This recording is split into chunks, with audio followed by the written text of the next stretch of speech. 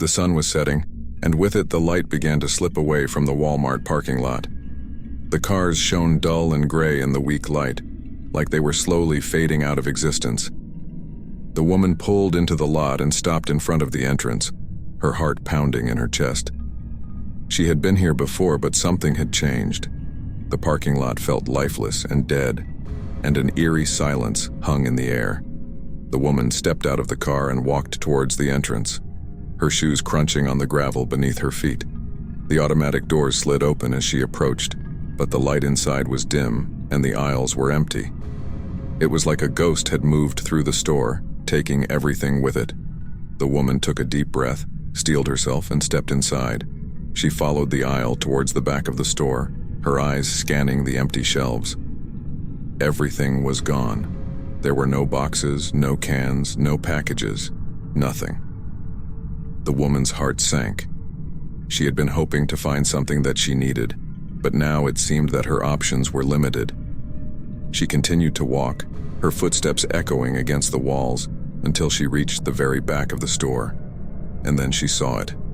At the very end of the aisle, in the shadows, was a figure. It was a tall, slender figure, wearing a black cloak and a hood that covered its face. The figure stood there, unmoving, like a sentinel, watching her. The woman swallowed, her mouth suddenly dry. She had no idea what was going on, but she could feel the fear creeping up her spine. She slowly backed away from the figure and turned around, ready to run. But the figure was gone. In its place was an aisle of neatly stacked shelves, full of canned goods, boxed food, and even fresh produce. It was like the figure had never been there in the first place. The woman cautiously stepped forward, examining the shelves. Everything seemed to be in place, as if the figure had never disturbed them. She made her way down the aisle, her eyes darting around for any sign of the hooded figure. Suddenly, she heard a noise. It was a faint scratching sound, like claws on wood, coming from the shadows at the end of the aisle. She froze, her heart pounding in her chest. Whatever was in the darkness was getting closer. The woman turned to run, but it was too late. Out of the shadows stepped the hooded figure. Its face was hidden in the darkness, but she could make out the eyes, glowing yellow and filled with malice. The figure stepped closer, and the woman could smell the stench of death and decay emanating from it. It spoke in a raspy voice, each word dripping with menace. "You should not have come here," it said.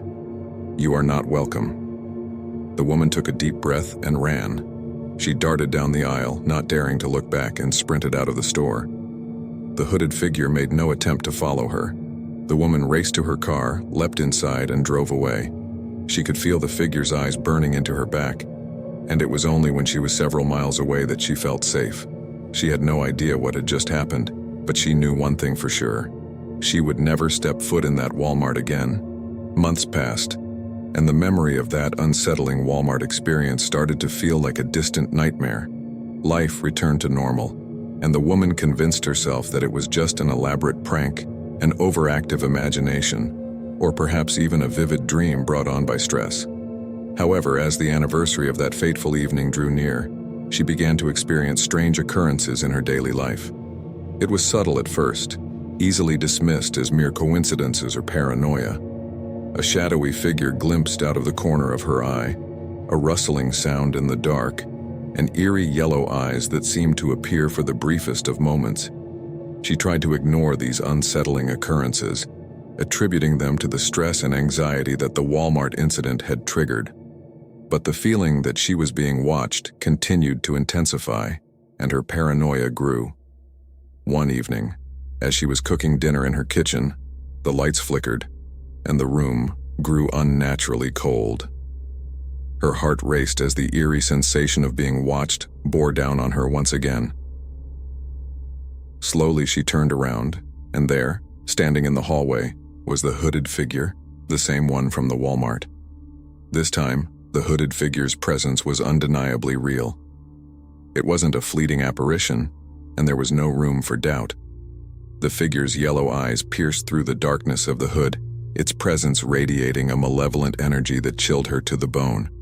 With trembling hands, she reached for her phone to dial 911, but as her fingers brushed the screen, The figure spoke in that same raspy voice she had heard in the store.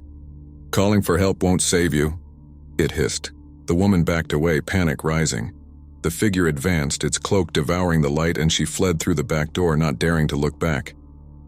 In her backyard, she searched for a hiding spot, taking refuge behind a large oak tree, listening for any sign of pursuit. Minutes passed, the darkness deepening. Then she heard an eerie whisper that sent shivers down her spine.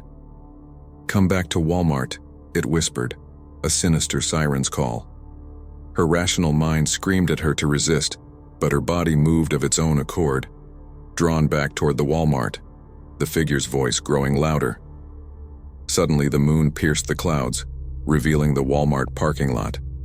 The figure stood beneath a flickering streetlight, its hood pushed back, revealing a skeletal face with haunting yellow eyes. With a final burst of willpower, she turned and ran in the opposite direction, heading for the nearest police station. Days turned to weeks, and more stories of eerie encounters emerged at the same Walmart. The hooded figure's influence expanded. The woman lived in constant fear, haunted by the chilling realization that she might never escape the malevolent entity that had infiltrated her life. The legend of the haunted Walmart grew, casting a lingering shadow over their once peaceful town.